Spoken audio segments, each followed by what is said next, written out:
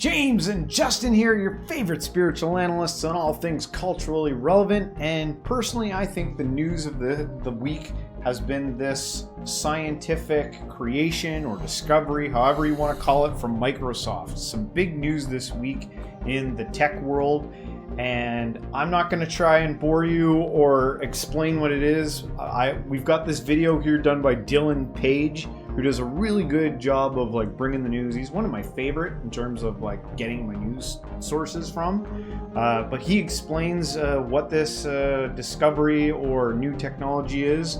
And I guess once it's done, we'll react to it. This is brand new news to me, so this is just pure reaction. I don't even know what we're about to look at.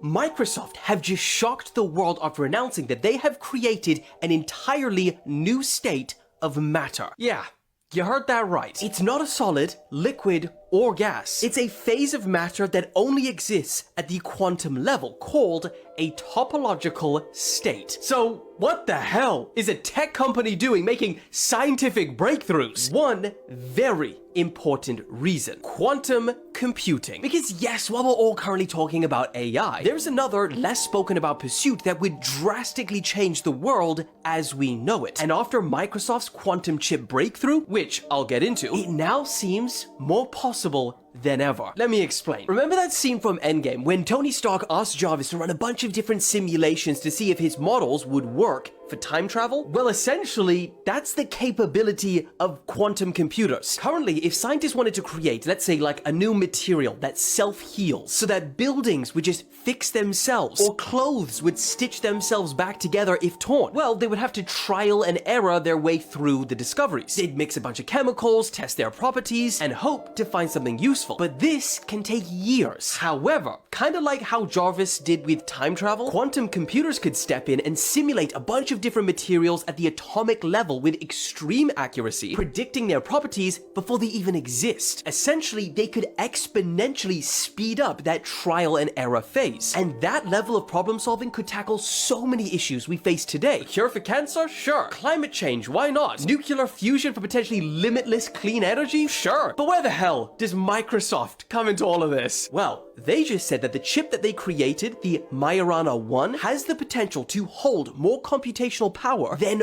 all the combined computational power that exists on the planet. And it fits in the palm of your hand. Yeah.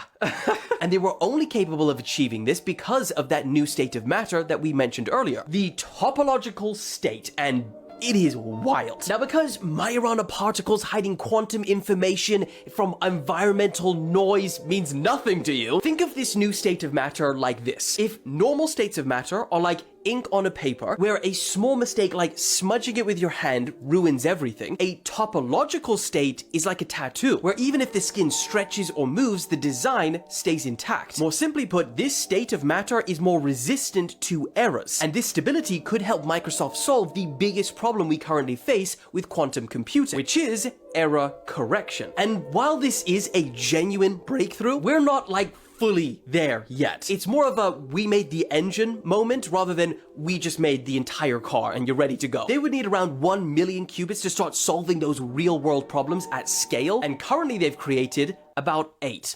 But it's still damn impressive. The first question that comes to mind is how much energy or whatever does this thing that's take up? How do you fuel this? Does it take more? How do you fuel it without it causing some kind of dangerous reaction? I don't even know if that's a valid question. That's just where I immediately thought. And then the second one is, wow, we really seem to be in a full sprint towards the singularity at this point. Oh man, it's nice when people throw out things like, oh, a cure for cancer, great, or the cure for a lot of the problems that cause suffering, that's great. But like a freight train gone wild, it's we're sprinting towards maybe an ultimate resolution, which who knows what that is. Maybe it's the final analysis is that non-existence is better than existing. You know what I mean? And everything collapses in on itself. Yeah.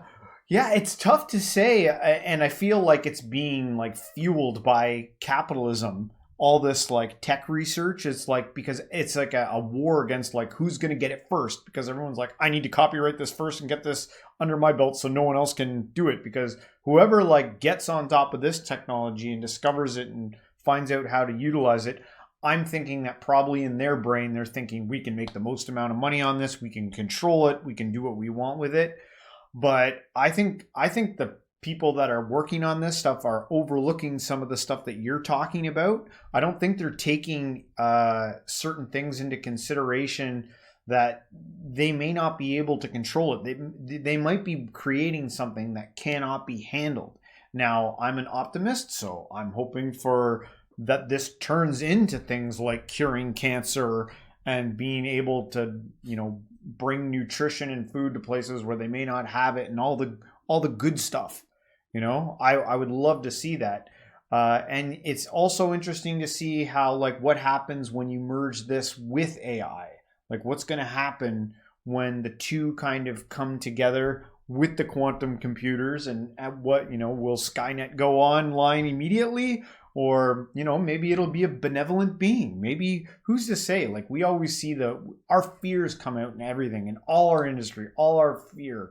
But, who knows? It might be an amazing being that's like, I'm going to help all of you. Well, compared to, if you were to take somebody probably from the 1800s or something and plop them into this room with the bizarre colored lighting and weird technologies everywhere, they might have a nervous breakdown.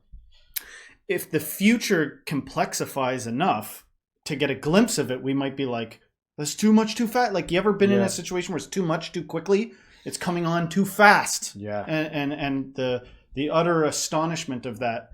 But these people created this stuff. Hopefully they know what they're doing without condemning or condoning. Yeah. I just have questions. Like, I'm not suggesting anything. My mind went to, what fuels it? And like I said, that might be a stupid question. I don't know. Yeah. But I go, what sustains the activity of this thing, or what fuels it? That we seem to live in a reality that pulls from resources. And I'm just curious about what that is.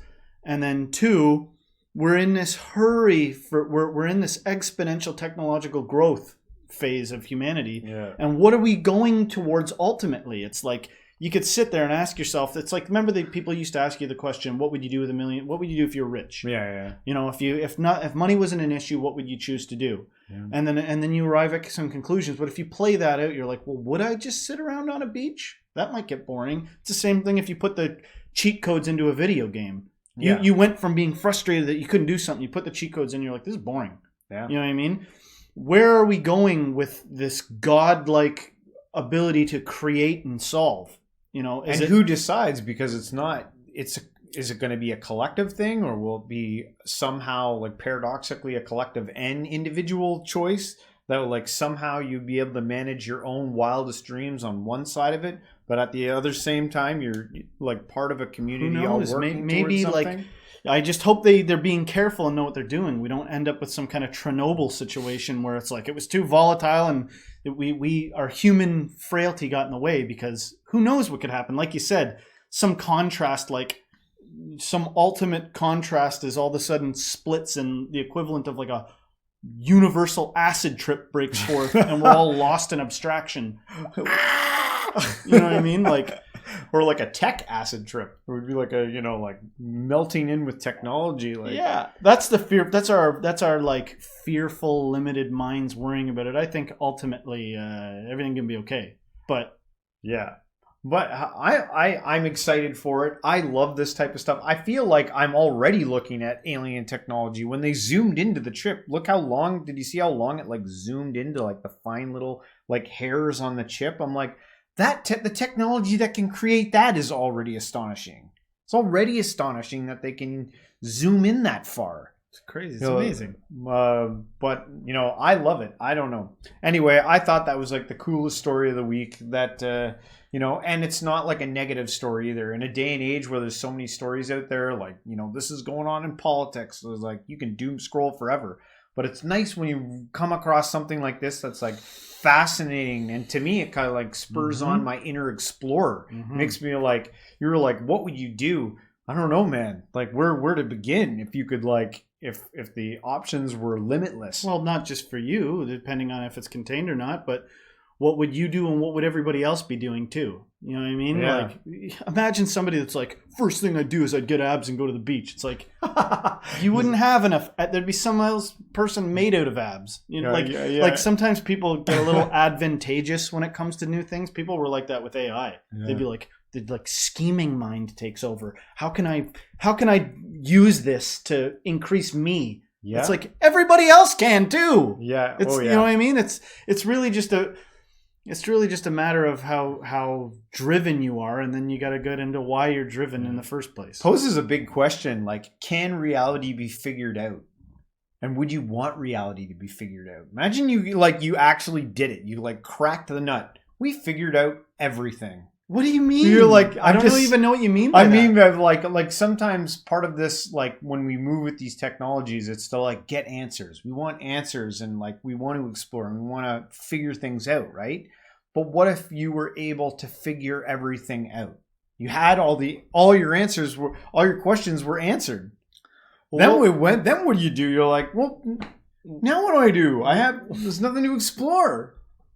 Well, I mean, if it's going that fast, if it's arcing up, I don't think reality can be figured out. I think ultimately, but there seems to be like over time an increase in diversity and complexity, and that's probably infinite.